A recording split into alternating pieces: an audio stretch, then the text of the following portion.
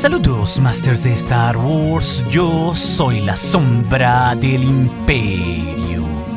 ¿Qué? La sombra del Imperio. Hoy, Masters, como cada semana, resolveremos 5 preguntas que me dejaron aquí en YouTube y en el Patreon. Siendo la que titula el video sobre si el Sith en The Acolyte es el maestro o el aprendiz Sith, la quinta pregunta más importante en este video en la que tendremos un especial y particular enfoque. Así que si tú dejaste comentario aquí en YouTube en Patreon y no está en este video, recuerda que siempre recibirás una respuesta personal mía a una pregunta si tienes un rango Sith de los 4 que tengo en Patreon o aquí en YouTube como un miembro del canal, sino que también recibirás emojis personalizados o aparecerás en los créditos, o leeremos tus comentarios en vivo en el show de la sombra, o podrás entrar en nuestros directos exclusivos para miembros o ver los archivos de estos directos. Y de paso nos apoyarás a concretar todos los números del Comic Fan Story de la Sombra del Imperio, del cual este tema ya hicimos una actualización detallada en el especial del millón como vemos en pantalla, del cual también los miembros tienen actualizaciones. Y esta novela gráfica ligada a Vader de 5 números se publicará gratuitamente en este canal cuando esté terminada. El enlace, como siempre, estará en la descripción del video. Es así que en esta primera pregunta el Master Iván nos cuestiona ¿qué clase de troopers había en los tiempos de la Alta República? Y ojo, primero hay que mencionar, Masters, que 100 años antes de The Acolyte, durante el conflicto Nihil en la novela Luz de los Jedi, esto pues en la fase 1 de la Alta República, no había en sí ni una flota como tal como lo vimos en las precuelas, sino que distintos planetas del núcleo como Coruscant o Alderaan ponían algunas naves y se armaba así una flota de defensa. Esta era llamada la Coalición de Defensa de la República, o sus siglas como RDC, y en realidad era muy pero muy pequeña, Masters, ya que en realidad los Caballeros Jedi con sus 10.000 elementos, esto en distintos puestos de avanzada por toda la galaxia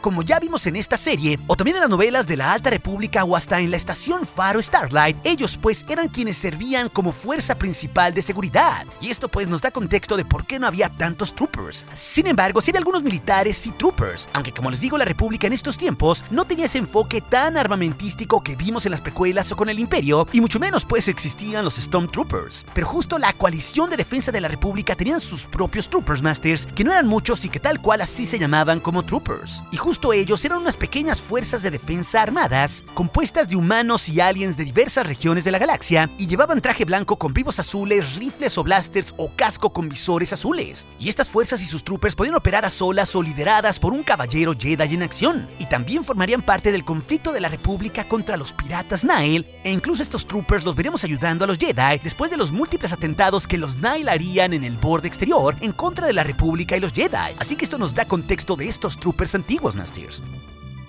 Es así que en esta segunda pregunta, el miembro del canal y aprendiz Sith de Ernesto the Gamer, él nos cuestiona, ¿veremos en The Acolyte la decadencia de la República? Y justo, Masters, ya la hemos comenzado a ver en la serie, me parece que es todo el punto de la serie, una que está ambientada curiosamente en el final de la Alta República, que fue una época dorada, 87 años antes de los sucesos de la amenaza fantasma, que en el episodio 1 de la saga es cuando ya vimos el control de los gremios como la Federación de Comercio, o la inestabilidad en los bordes exteriores, la corrupción en el Senado, o los líderes débiles como Valorum, o también los Caballeros Jedi metiéndose en la política, que eso los llevaría a su extinción. En The Acolyte pues vemos las semillas de todo eso, por eso se acaba la era dorada de los Jedi, y también claro de la República. Y tal cual ya lo vimos pues con la maestra Vernesta Rowe, que se preocupaba más por los escándalos políticos en Coruscant, esto ante los asesinatos de Jedi como Indara, y eso nos lo deja muy claro cuando habla con Sol, mostrándonos que los Jedi se preocupaban de sus rivales políticos. Y poco a poco, Masters, ahí vemos cómo la era dorada de los Jedi se comienza a ir, igual también viendo cómo operaba la corrupta Federación de Comercio, totalmente fuera del margen de la ley, esto en la lejanía del sector corporativo como lo vimos en el capítulo 1 de The Acolyte, usando justamente a Megnex como Osha, que eran mecánicos que eran usados en el exterior para reparar las naves, los cuales estaban prohibidos. Ahí pues es otro elemento que abiertamente la Federación ya violaba la ley para sacar un beneficio capital de esto, como también lo vimos pero a mucho mayor nivel, 87 años después con el bloqueo de Nute Gunray en Naboo. Así que las semillas ahí están muy claras, y seguramente se irán desarrollando a medida que avance The Acolyte, tanto con los Jedi, los Sith y otros actores republicanos. Es así que nuestra tercera pregunta, el miembro del canal y maestro de los Sith, Federico Casado, él nos cuestiona por qué no se habla del conflicto Nihil en The Acolyte, sobre todo claro en sus letras de inicio. Y claro, en esas letras se nos dice que los Jedi llevaban siglos de paz, sobre todo claro tras la destrucción y la caída de los Sith, porque la República apenas llevaba 1000 años de ser fundada, esto en el canon, Masters. Entonces ese, Masters, es el periodo, digamos, de mayor paz en la galaxia. Pero si nos ponemos muy puristas, Masters, el conflicto Nihil explorado en las 3 fases de las novelas y cómics de la Alta República, donde principalmente estos piratas y Marquion Ro ponen en jaque el borde exterior, pues esto sí fue el mayor conflicto que hubo en los últimos tiempos. Pero se dio principalmente en los bordes exteriores de la galaxia, en la lejanía, pues. Pero esto, claro, no quiere decir que el conflicto en contra de los Nile no fuera importante, porque seguro habrá alguna referencia futura en la serie, aunque claro, hay que reconocer que The Acolyte no se centra en contarnos nada de los Nile porque esto sucede mucho después. O sea, son una referencia histórica y ya. Y está implícito en la serie, pues, que los Jedi vencieron a esos piratas de los bordes exteriores. Pero ojo, también hay que reconocer que la fase 3 de la Alta República, que es la fase final y el desenlace de esas historias, esta aún está transcurriendo mientras digo estas palabras, presentándonos el conflicto de los Nile y Marquion Ro en contra de los Jedi Masters. Y este conflicto acaba alrededor del 228 antes de la batalla de Yavin, o sea, casi 200 años antes de la amenaza fantasma, y hay que recordar que The Acolyte se da en el 119 antes de la batalla de Yavin.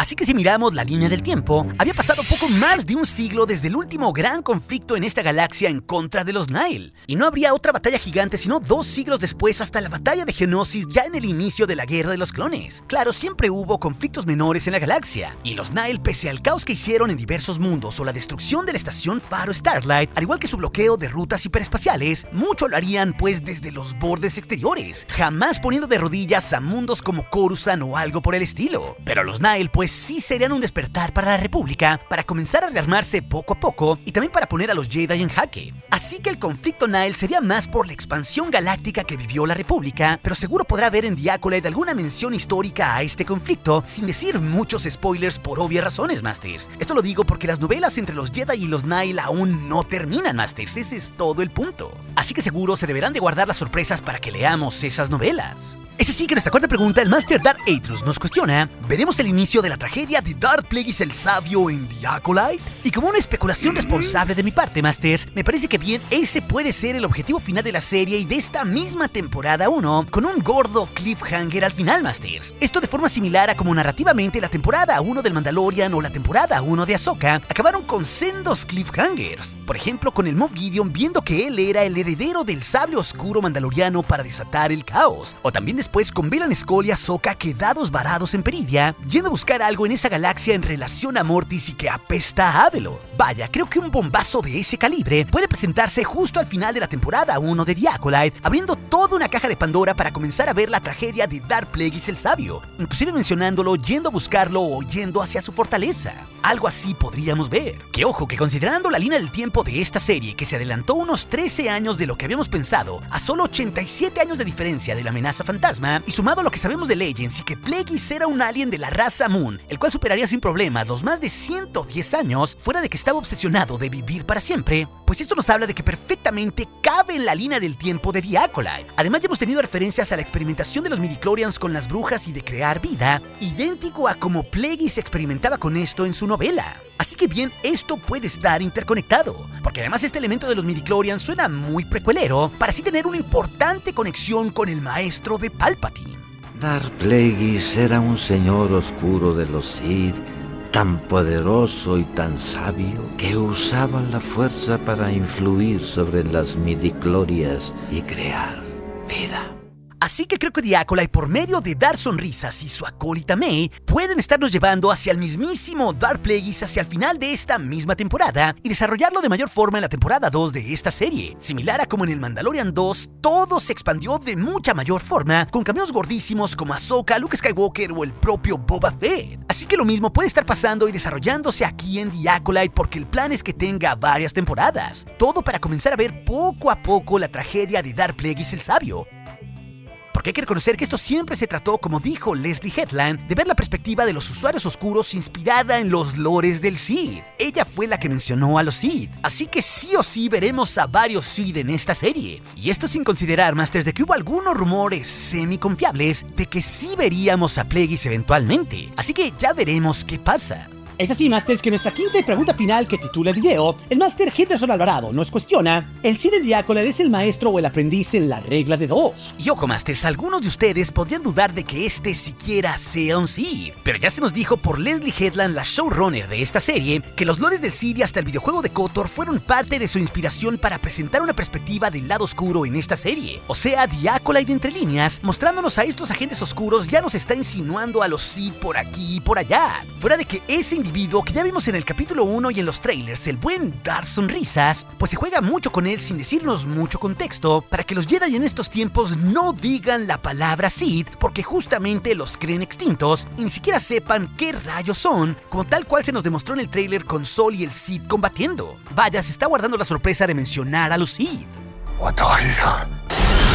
Pero yo, Masters, estoy 95% seguro de que este Sith Diácola del maestro de Mei, al que llamamos Darth Sonrisas porque desconocemos su nombre real, es en realidad el aprendiz en la regla de 2 Sith. Una regla oscura instaurada 900 años antes por Darth Bane para que solo 2 compartieran el poder. Esto cuando los Sith se escondieron en el exilio de la vista de los Jedi, donde siempre en esta regla el maestro encarnaba el poder y el aprendiz ansiaba ese poder. Y justo la manera entre los Sith de adquirir el poder del maestro era superándolo en ese juego oscuro de la supervivencia del más fuerte. O sea, aprendiendo todo de él y luego buscando matarlo casi siempre con ayuda de otro aprendiz. O sea, ya cuando el aprendiz tuviera un asesino Sith o un acólito, tal cual como son el señor Sonrisas y Mei, Masters. Lo cual implica que también hay un maestro escondido. Y ojo, la propia Leslie Headland en entrevista, previo al estreno de la serie, explicó el concepto del acólito, del cual viene el título de esta serie, que es un elemento que también viene desde el antiguo universo expandido, siendo el acólito el aprendiz del aprendiz Sith, lo cual quiere decir que Darth Sonrisas es el aprendiz en la regla de 2, Masters, y que hay aún detrás de él escondido un maestro Sith titiritero, uno que yo pongo casi todos mis créditos galácticos a que en estos tiempos bien puede ser Darth Plagueis, contándonos pues en esta serie los múltiples aprendices que tuvo Plagueis antes de llegar definitivamente a Palpatine en un periodo de décadas. Así como el propio Palpatine tuvo un montón de aprendices, y me parece pues que eso es lo más probable con todas las evidencias que tenemos. Y vaya, no hay que olvidarnos que este concepto del acólito o asesino Sith viene de una larga historia de Legends, porque el propio Darth Vader también tuvo a distintos aprendices, desde Galen Marek Starkiller, su asesino Sith, con el cual Vader buscaba asesinar a Palpatine para convertirse en el maestro. O también Lumilla, que fue otra aprendiz de Vader que usaba un látigo espada. Inclusive lo mismo quiso hacer Vader con Luke para derrocar a Palpatine. Y lo mismo sucede en el canon en Clone Wars con la relación de Dooku y Asajj Ventress, que netamente era una asesina o una acólita, en un plan eventual para derrocar a Darth Sidious. Aunque claro, Palpatine se dio cuenta de su existencia y le pidió a Dooku eliminarla porque él sabía lo que significaba tener una asesina. Así que con todas estas señales de la larga historia de Star Wars, es casi seguro que Darth Sonrisas es el aprendiz en la regla de 2 Sith Masters. Y eso cuando veamos al propio Darth Sonrisas, o incluso si lo vemos caer, puede llevarnos a develar al verdadero maestro oscuro y titiritero. Y eso claro, puede detonar toda una interesante historia más adelante en The Acolyte. Esperemos que así sea. Pero si también te interesa saber por qué cuando se creó el Imperio no hubo más acólitos Sith, esa historia de las preguntas del día te la dejaré aquí en las pantallas finales junto con otras. Y recuerden, nuestro aliado es la fuerza y un poderoso aliado es. Hasta aquí su amigo, la sombra del Imperio.